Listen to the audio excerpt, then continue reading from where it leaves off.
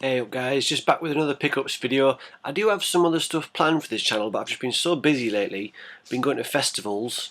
You'll know that I went to one in Serbia a couple of weeks ago. Then I've just been to one in the northeast called the Stockton Weekender that had the Pogues playing, which was a surprisingly awesome gig.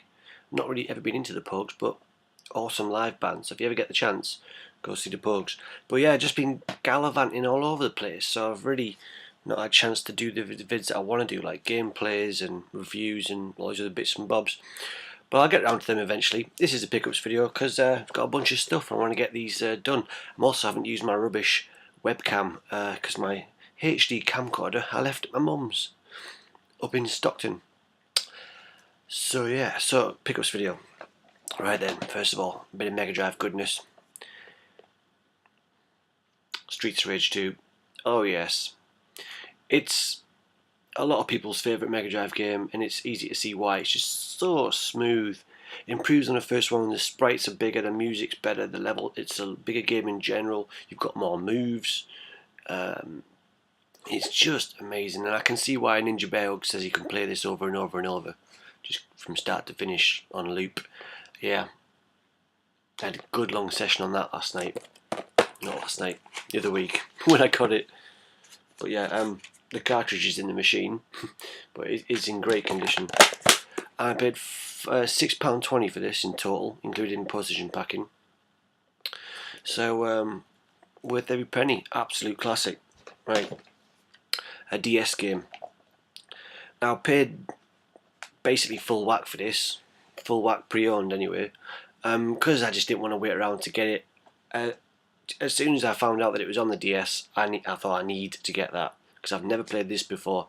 And again, as an RPG fan, if I don't play it, I am doing myself a disservice, and that is Chrono Trigger. Billed by a lot of RPG aficionados as the best one ever. If you haven't seen the game, it's quite pretty looking. Yeah. I wonder how close I can hold this to the webcam without it blurring. Let's find out. Oh, that's pretty good focus. Yep. Anyway, yeah, just an absolute classic on every, right at the top of every RPG list ever created. Yeah, in the top 10, at the top. You know what I mean? Classic. That was 20 quid. I just got it on a buy it now, 20 quid. Didn't want to wait around, and didn't see any on auctions, and I'm guessing it's probably going to hover around that price usually anyway. So I just got it. Right, a couple more eBay games. First of all, I got Gungrave, which I have to confess I know nothing about. Looks like some sort of mech shooter crossed with, I don't know what it is. Well, I guess this guy here is your character. So it's some kind of cowboy fellow. See if you can make anything out from those. Looks like a third-person shooter. Anybody know of this game? And if it's any good, let me know what I'm in for. I can't remember why I got this, to be honest. I bet it was one of you lot. I bet I'd watched one of your videos and you recommended it, and that's why I got it. Anyway, how much was that? Gungrave. I got this for £5, or £4.98 to be precise. Last one off eBay. Star Ocean Till the End of Time. Now, another Square Enix RPG, of course, and I do like these. And I have Star Ocean, the one that's on the 360. I'm looking for it. I can't remember the subtitle. But if you're into those games, I'm sure you'll know it. Well, I got the Star Ocean one on the Mega Drive anyway. The Last Hope, that was it. And I haven't even got started on that yet, but this is obviously predates that, so I think I'll try and I'll play this before I go into the 360 one. But yeah, I mean, a lot of people are saying that these are the Star Ocean games are the direction that Final Fantasy should have gone. So yeah, it'd just be interesting. I mean, I love my RPGs, so need to be in the collection. Star Ocean. Till the end of time. That was £8.50 in total after postage and packing. So I don't know if I've got a decent price there. Probably not. I mean, PS2 games, if you're patient, you can usually pick most of them up for peanuts. You know, if you're out in the wild. A lot of shops don't really know the difference between the ones that are worth something and the ones that aren't. But I wasn't patient in this instance, so £8.50. But yeah, happy to have that. Right, next, I went to Granger Games. I only went in there to get my sister's boyfriend a birthday present, and I came out with a bunch of stuff for me too, even though it's not my birthday. Feels like it though. So, some PS2 games and a couple of 360s. I'll go for the 360 ones first. The game that I got my sister's boyfriend for his birthday was Lollipop Chainsaw, and I picked up a copy for myself as well. I got him a new one, got me a pre-owned one.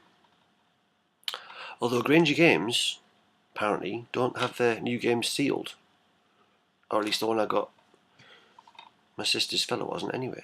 He said it was the last one on the shelf, so it was a display one. But yeah, never mind. But yeah, I mean, this game just looks crazy. I've been hearing good things about it from the community. Reviews have been a bit mixed, but I kind of trust the guys in the community a bit more than reviewers, because they're spoiled. They get all the new games as soon as they come out, and they get very jaded very easily. So I heard some good things about this. I mean, it's a cheerleader with a chainsaw fighting zombies. That kind of sells itself, doesn't it, really? So happy to have a go on that later. I'll definitely try that out tonight.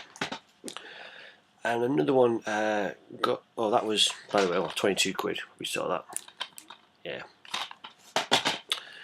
I got this one for 4 quid, and it is Dark Void. And it's a game that I always look at and think it's intriguing, but just never really bothered to pick it up. That's the cardboard case for it. I don't know if this is some kind of... I don't think this is a special edition. It's just got a cardboard case for some reason. Dark Void, I mean, it's selling... The gimmick is that it's a kind of vertical third-person shooter. So it's like Gears of War, only going up. Sort of. Can't really do it justice in the camera there. But yeah, got a nice ads collection. Right, some PS2 games now. And then I got Mark of Cree for £1. I don't know anything about it. Looks like some kind of adventure game. Hopefully some kind of Zelda clone maybe. Again, if you know anything about this game, let me know. If you can recommend any of these games I'm showing you, let me know what you think of them. They had a 3 for 2 on in Granger Games, and I did on 3 for 2. So you buy 2 get third one free. Obviously, you all know that.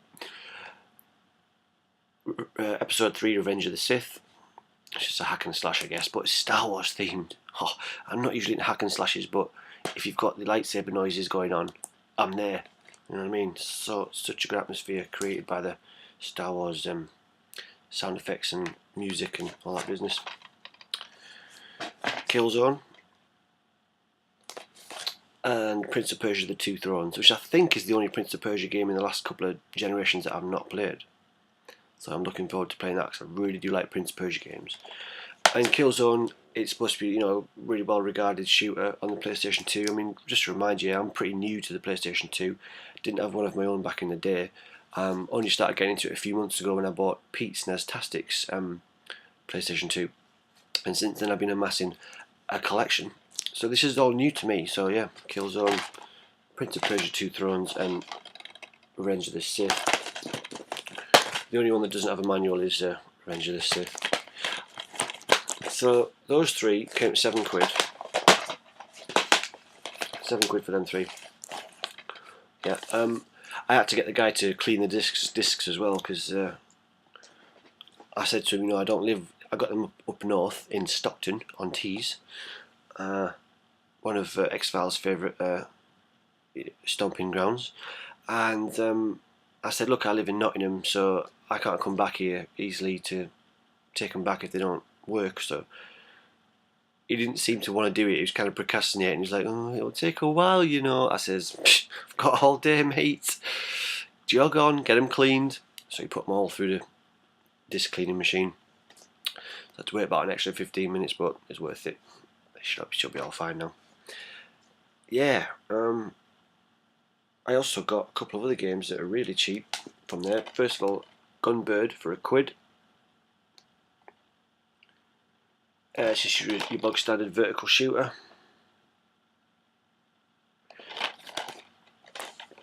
And sorry, it's complete for £1. And the last one is a game I'd much rather have had on Xbox, but the Xbox version isn't compatible on 360, and I really can't fit an original Xbox into my setup. It's just too much of a squeeze, can't do it. And I don't want to download it on Xbox Live because I like to own my games wherever possible. I do have some digital games, but if there's a physical release, I'd rather have that. So I've got it on PlayStation 2, and it is Beyond Good and Evil. £2. That's a bargain. It's an absolute classic game. And I don't think I ever finished this back in the day. I definitely had it, but yeah, it's complete. So happy to finally have that, a version of it that I can actually play. Yeah, so that's a good little haul there. So a little pickups video for you, and more stuff coming when I get a chance. Yeah. If anybody's going to the Leicester Summer Sunday Festival in a couple of weeks, let me know. We'll meet up. I'll be there, sporting a ridiculous moustache, if I can grow one in time. Because the guy it's a stag do, and the guy who's getting married is this ridiculous idea that we should all grow moustaches. I've only got a week and a half left, so it's not going to be that impressive. Yeah, but Public Image Limited are playing, so that should be freaking awesome. That was one of the first ever bands I listened to when I was a very, very young kid.